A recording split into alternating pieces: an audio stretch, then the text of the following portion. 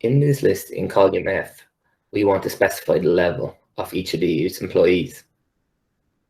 However, there are only 5 possible levels: trainee, supervisor, manager, director, and executive.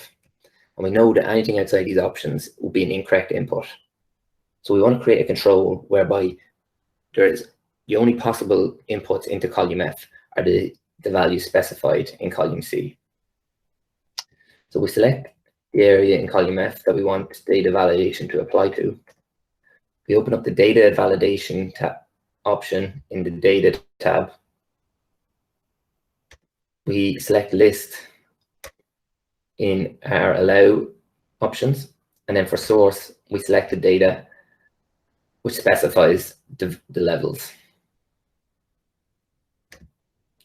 And then we click OK. And then you can see here that a drop-down menu is created for each employee, and I simply select one of the levels. If I wanted to put in a value that wasn't specified in our data validation, such as partner, you see here, the data validation will stop me.